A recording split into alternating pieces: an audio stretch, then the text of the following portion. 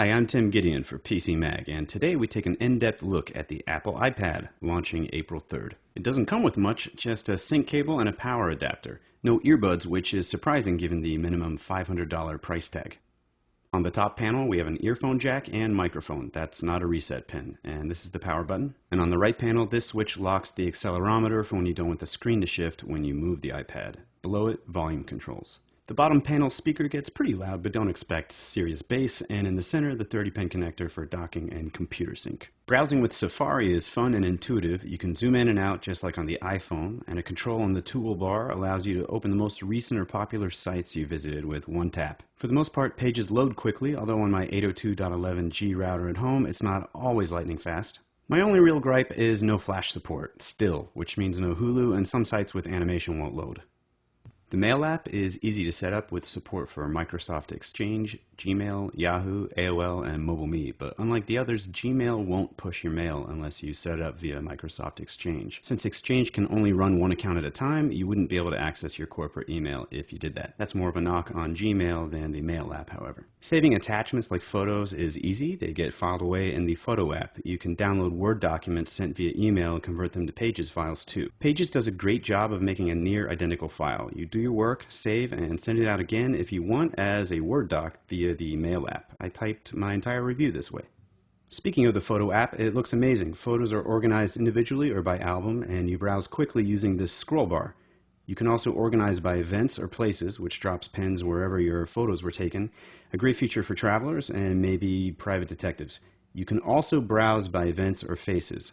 Look, this is our friend Liz. Hey, Liz. One stealth use for the iPad might be as a digital frame when you aren't using it for anything else. The 9.7-inch screen's 1024 by 768 resolution does wonders for high-res images. The screen size allows for more information to be displayed at once, hence the iPod app looks similar to iTunes on your computer. Clicking on an album will display full-size artwork. Tapping on it again gives you track lists, which you can then tap on to play.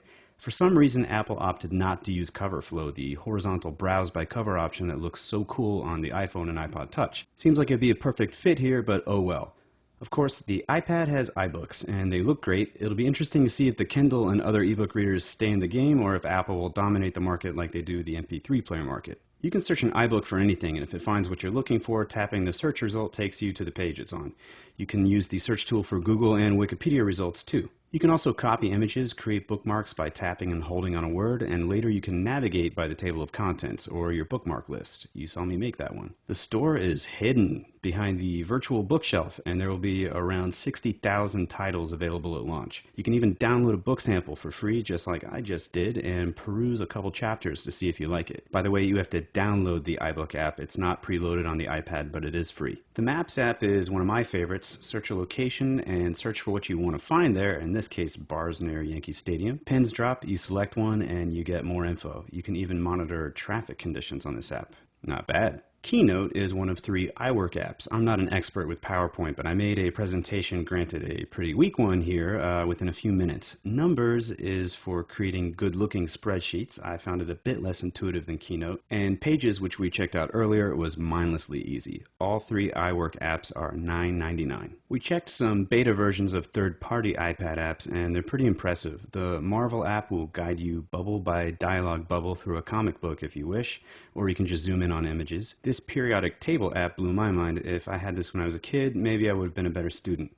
Maybe not though, because I'd also have games like Real Racing HD to distract me all the time. This 3D driving game lets you put a custom skin on your car, and then you can use the entire iPad like a steering wheel. The sound through the speaker vibrates the iPad a bit when you're vrooming, and although I'm a terrible driver, I had fun with this one. There will be over 1,000 iPad apps at launch, and there are already 150,000 apps for iPhone and iPod Touch that will play on the iPad. They just won't look quite the same. Madden 10's iPhone app magically looked better to me once I selected the world's favorite team, the Washington Redskins. Watching movies and TV shows on the iPad is predictably enjoyable. Tapping once on the screen exits the 720p HD mode, eliminating the bars and filling the screen. Scrub quickly like this to access a different scene, and you can access subtitles or different languages by tapping on the control panel. The YouTube app comes preloaded, and its content generally is low res but still fun to have at your fingertips. If you have the iMac wireless Bluetooth keyboard, you can pair that with the iPad, which is a simple process, and you'll be typing immediately.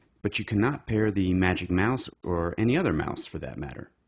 There are plenty of accessories, however, specifically for the iPad. Perhaps the coolest is the keyboard dock, which charges your iPad while you type on a real surface. The Wi-Fi only iPad comes in 16 gigs for $499, 32 gigs for $599, and 64 gigs for $699. We've yet to test the Wi-Fi plus 3G model, which is $629, $729, or $829 for the same capacities, and keep in mind you'll have to pay more for 3G coverage as well. There's more to know. Check out our written review at PCMag.com, and thank you for watching.